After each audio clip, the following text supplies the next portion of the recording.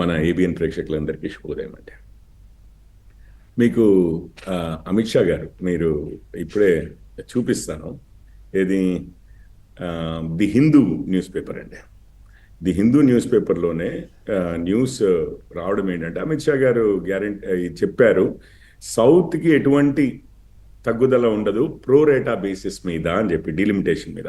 ఎందుకంటే ఇంకా ఇప్పటికే అవ్వలేదు.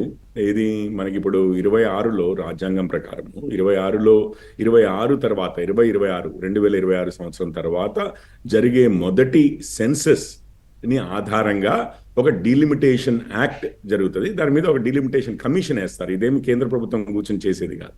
ఒక డిలిమిటేషన్ కమిషన్ వేసి ఆ కమిషన్ నిర్ణయిస్తుందండి ఏంటి ఎట్లా ఏంటి అనేది. సో ఇంకా మనకి జనాభా లెక్కలే తేలలేదు. 2026 తర్వాత ముందు అసలు సెన్సస్ జరగాలి. సెన్సస్ జరిగిన తర్వాత మనం ఏమైనా మాట్లాడుకున్నా ఒక అర్థం ఉంటుంది, మొదటిది.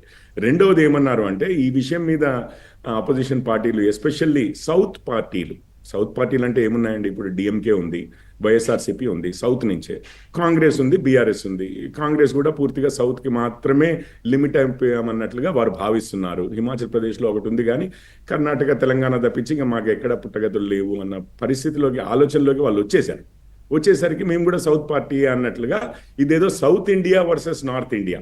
వారి ముఖ్యమంత్రులు అందరూ వచ్చింది ఉత్తరప్రదేశ్ నుంచే. అది జవహర్లాల్ నెహ్రూ గారు కానివ్వండి, ఇందిరాగాంధీ గారు కానివ్వండి, రాజీవ్ గాంధీ గారు కానివ్వండి, మొన్నటి వరకు గెలిచేంత వరకు కూడా రాహుల్ గాంధీ గారు కానివ్వండి, సోనియా గాంధీ గారు కానివ్వండి, ఇప్పుడు అక్కడి నుంచి తరిమి వెళ్ళకొడితే వచ్చి వాయనాడికి మళ్ళీ తర్వాత వాళ్ళ తల్లిగారి సీట్లో మళ్ళీ వెళ్ళి అక్కడ కొంచెము సానుభూతి ఉండగా మళ్ళీ గెలిచారు. కానీ లేకపోతే అసలు మొత్తము ఫ్యామిలీ అంతా ఉత్తరప్రదేశ్ నుంచి ఉండింది కదండి. సో నార్త్ డామినేషన్ అంటే అసలు బేసిక్గా కాంగ్రెస్ చేసినంత డామినేషన్, ఎందుకంటే కాంగ్రెస్లో ఇంకొక రాష్ట్రం నుంచి కానీ ఇంకో దగ్గర నుంచి మన పివి నరసింహారావు గారు సౌత్ నుంచి ఒక్కసారి ప్రైమ్ మినిస్టర్ అవ్వడానికి ధైర్యం చేస్తే, వారు చనిపోయిన తర్వాత కూడా వారికి ఎట్లాంటి ట్రీట్మెంట్ ఇచ్చారో, వారికి సౌత్ వాళ్ళకి ఒక లెసన్ లాగా, మీకు ఒక గుణపాఠం అన్నట్లుగా కాంగ్రెస్ ఎట్లా నేర్పించిందో మనందరికీ తెలుసు. అయితే ఇప్పుడు అమిత్ షా గారు, ఇది హిందూ న్యూస్ పేపర్లోనే నేను అనేది, అమిత్ షా గారు ఏమన్నారు, సౌత్కి ఇక్కడ హెడ్లైన్ చూపిస్తానండి. Southern states will not lose a single Lok Sabha seat to delimitation, union home minister Amit Shah. అందులోనే ఈ స్టాలిన్ గారు అండ్ డిఎంకే వారు లేపుతున్న వాదనను ఉటంకిస్తూ వారు ఏమన్నారంటే, ప్రోరేటా బేసిస్ మీద కూడా తగ్గదు అని అన్నారు. అంటే నిష్పత్తి బేసిస్ మీద, ఇప్పుడున్న నిష్పత్తి బేసిస్ మీద కూడా తగ్గదు అని అన్నారు. సో అన్యాయం జరిగేది ఏమీ లేదు, మేము ఈ కన్సర్న్స్ మైండ్లో ఉన్నాయి, అయినా కానీ మనం వేచి చూడాలని కాదు, అంటే ముందుంది కదా, ఆ టైంలో మొత్తం పార్లమెంట్లో కూడా డిస్కషన్ అవుతుందండి.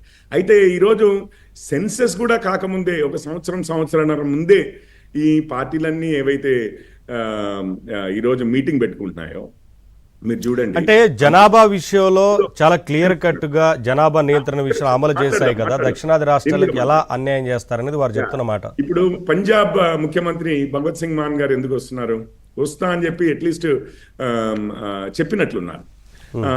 వెస్ట్ బెంగాల్ ముఖ్యమంత్రి వారు డైరెక్ట్గా రాకపోయినా, ఒడిశా ముఖ్యమంత్రి వారు డైరెక్ట్గా రాకపోయినా, ఆంధ్రప్రదేశ్ ముఖ్యమంత్రి పూర్వ ముఖ్యమంత్రి వైఎస్ రాజశేఖర రెడ్డి అన్నాను, జగన్మోహన్ రెడ్డి గారు వెళ్ళకపోయినా వారి పార్టీ నుంచి రిప్రజెంటేటివ్స్ని పంపిస్తామన్న న్యూస్ అయితే ఇండియా టుడేలో ఇప్పుడు చూశానండి. సో ఇప్పుడు మరి సౌత్ డామినేషన్ అంటున్నారు, మరి వెస్ట్ బెంగాల్ సౌత్లో ఉందా, పంజాబ్ సౌత్లో ఉందా, నాకైతే అర్థం కావడం లేదు. ఇంకొక విషయం, ఇప్పుడు గోవా, మన ఎప్పుడైనా భారతదేశము పొలిటికల్ మ్యాప్ చూసినట్లయితే, మానవతరాయ్ గారు కానీ, దూదిమెట్ల బాలరాజ్ యాదవ్ గారు కానీ, గోవా అసలు తెలంగాణ కింద ఉందండి. పూర్తిగా తెలంగాణ కింద గోవా ఉంది. మరి గోవా ఈ సదర్న్ స్టేట్స్లోకి రాదా అనేది ఒక ప్రశ్న. ఇప్పుడు మీకు అర్థమయ్యేది ఏంటంటే, ఇది కేవలం ఇండి అలయన్స్ వారు ఒక సంవత్సరంన్నర ముందే అది ఆశ్వాసన ఇచ్చిన తర్వాత హోమ్ మినిస్టర్ గారు ఏదో ఒక కార్యక్రమం, డైవర్షన్ పాలిటిక్స్, ఇప్పుడు మన రాష్ట్రంలో ఉంది, నిన్ననే బడ్జెట్లు పెట్టారు, అంతకుముందు ఇంకొకటి అయింది, పైసలు ఏమంటున్నారు, బడ్జెట్లు ఏమో పెద్దది పెట్టారు, ప్రశ్నిస్తేనేమో సమాధానం చెప్పుకోవడం కష్టము, కాంగ్రెస్ వారు వెళ్ళి ఏదో ఒక ఇష్యూ మీద డైవర్షన్ చేయడం అనేది అది ఆనవాయితీ అయిపోయింది. ఈవెన్ స్టాలిన్ గారికి కూడా ఒక్క విషయం చెప్తాను. అసలు ఈ 3 భాషల ఇది తీసుకొచ్చిందే, పాలసీ తీసుకొచ్చిందే కాంగ్రెస్ గారు. మానవతారాయ్ గారు అక్కడ కూర్చుని ఈ విధంగా మాట్లాడుతుంటే, న్యూ ఎడ్యుకేషన్ పాలసీలో, నేషనల్ ఎడ్యుకేషన్ పాలసీలో ఏముందో తెలుసా అండి?